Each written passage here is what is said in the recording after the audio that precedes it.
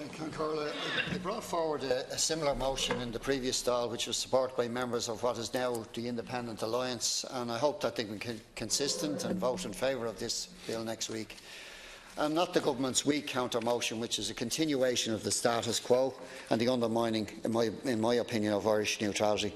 In 2003, the version of this bill, we got support of the Labour Party, who were in opposition at that time. But last year, rather strangely, when Labour was in government and when they could act on the issue, they, in their wisdom, again chose not to support my neutrality bill at that time. So let's hope that now that they're back in radical mode, that they will again support this neutrality bill. I think the aim of this bill is to give power and choice to the Irish people to decide by referendum if they want to enshrine neutrality into Bunreacht na hÉireann. Who could be afraid of that? And I'm appealing to all parties in Teachta Dáil to allow this bill to pass second stage, and let's begin an honest and open debate around Ireland's policy of neutrality. And I think it's important to enshrine such a fundamental principle in Bunreacht na hÉireann, because successive Irish governments have clearly breached the Hague Convention and undermined Irish neutrality. And the counter-motion is simply a continuation of that. The motions say that there are already constitutional protections for Irish neutrality, but the reality is that neutrality is not mentioned once in Bunreacht na hÉireann, as we know. So this has allowed successive governments to tear strips off Irish neutrality piece by piece against the vast wishes of the majority of Irish people. And as neutrality is protected in the Constitution, is not protected in the Constitution. Previous governments have signed up to Ireland to NATO's so-called Partnership for Peace, allowed and facilitated the civilian airport in Shannon to become a virtual forward airbase of the US military. And we know the current government continues to support Ireland's involvement in the emerging EU military structures. A referendum to insert neutrality would bring greater clarity to this state's neutrality policy, which has become blurred, distorted and riddled with double-speak, as successive governments say one thing but actually do the opposite. Considering the momentum to create an EU army has been accelerated by Donald Trump's election and by Brexit, I think this bill is very, very timely. Just this week, the EU Parliament voted in favour of a report on the creation of an enhanced EU armed force. The report called on the EU to develop a European military industrial complex and set aside both EU and national funds in order to do so. So children go to bed hungry while taxpayers' hard-earned money is wasted on military funding. Sinn Féin's MEPs voted against such a disastrous project and this attack on Irish neutrality. The government's counter-motion references the Global Island foreign policy document, which only mentions neutrality twice in its 57 pages.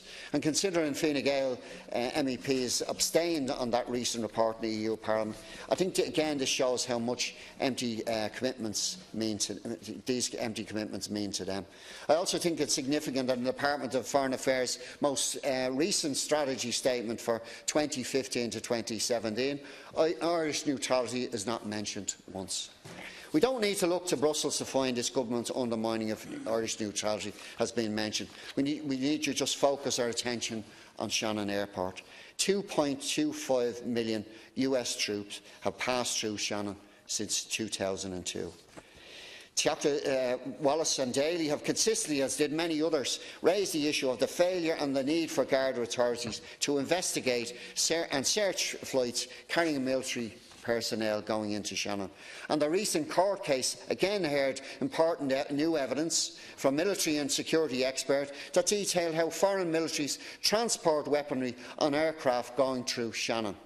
These planes are guarded by Irish Army personnel and the Gardaí, but they've never been given an order to do even the courtesy search for these planes for weapons. Shannon Watch has provided the Gardaí with all this information and more, but again, strangely, no investigation to our knowledge has ever taken place. Shannon is a civilian airport and not built for military traffic. An accident or crash at that airport could potentially have huge civilian casualties. Some people in here will argue that neutrality is outdated. I don't agree. We live in a world where half the population live in poverty, with one person in every 8 suffering from malnutrition, and where poverty kills Approximately 19 people around the world every minute of the day, of every month, and yet thousands of billions of euro are spent on military expenditure every year. So to ensure that we live in a safer and more equal world, greater military expenditure is definitely not the solution, nor is supporting the creation of an EU army and assisting NATO. We need to challenge the very structures that cause poverty, fuel insecurity, conflict and division. If Ireland follows a policy of positive neutrality, this state could make a highly significant and powerful contribution towards the long-held global objective of international peace and justice. Through a policy of positive neutrality, this state would not look to increase its military spending or take part in the arms trade and profit from war and people's misery. Instead, it could focus on enhancing the economic, social and political and cultural rights of people worldwide. And if we redoubled our efforts to focus on working with countries to implement global targets on issues such as land rights, climate change, citizen participation, economic equality and government accountability, surely the world would inevitably become a better and safer place for us all. Irish neutrality is not a policy of opting out of international affairs. Rather, it is a genuine commitment to a different type of international politics focused on justice, development and human rights.